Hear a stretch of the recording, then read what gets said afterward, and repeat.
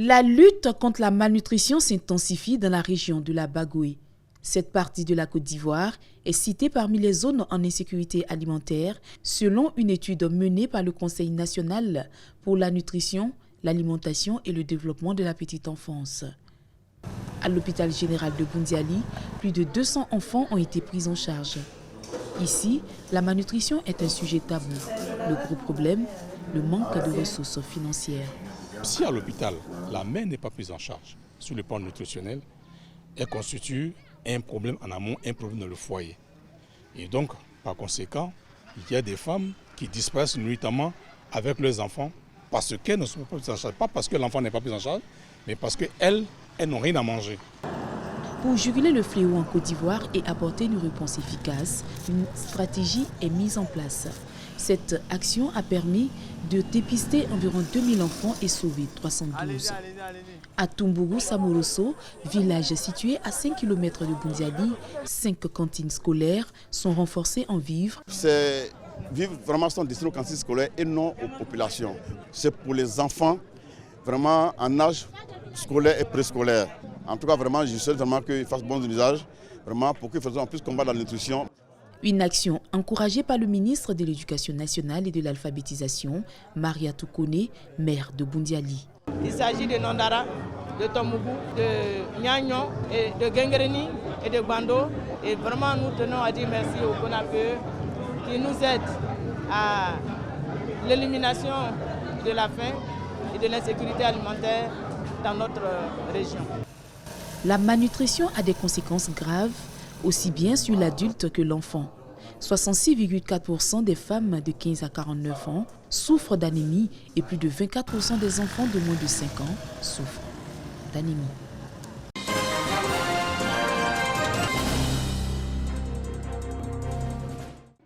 Les populations du village de Lokodjoro attendaient ce moment depuis 40 ans. À travers ce coup de pelle, le ministre de l'Hydraulique, Laurent Tchagba, donne le coup d'envoi des travaux de bitumage des voiries du village. Cette cérémonie de lancement des travaux de bitumage des voiries de notre village, vous nous faites vivre un moment inédit, un événement d'une haute portée sociale et économique, car ne dit-on pas, quand la route va, tout va. Plusieurs axes du village sont concernés par ce projet de bitumage couplé avec les travaux de canalisation et de drainage des eaux de ruissellement. Le lancement des travaux de bitumage de ces voiries annonce l'engagement du ministre à œuvrer pour le développement des 60 villages de la communauté Athian. Nous qui sommes les fils, nous avons à nous battre pour rendre le développement possible, pour permettre à nos populations de vivre dans la quiétude. Ce lancement des travaux va permettre de faire le bitumage de la voirie, ça va permettre de résoudre le problème d'assainissement, mais tout cela avec l'autorisation, avec l'onction du président de la République. Porter le développement en pays Athian, un engagement soutenu et accompagné par le ministre-gouverneur du district autonome d'Abidjan, Robert Begremambi. La communauté de Lokodjoro Village a traduit sa totale adhésion par la danse guerrière et aussi par des prestations de plusieurs artistes.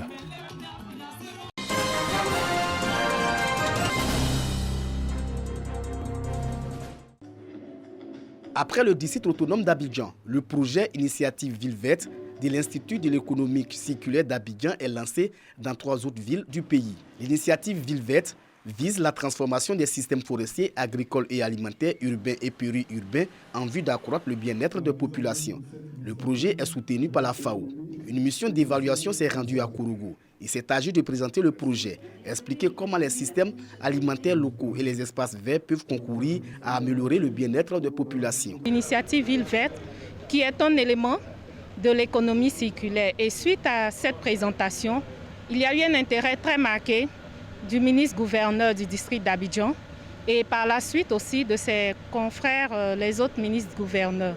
Pour la FAO, l'initiative Ville Verte reste la solution pour les pays à forte démographie. Les villes de Côte d'Ivoire font face à une croissance démographique exceptionnelle et il faut anticiper les impacts de cette croissance démographique qui affecte les ressources naturelles, qui perméabilise les sols et qui rend encore plus vulnérables vos villes face au changement climatique avec les risques d'inondation, les risques de forte chaleur.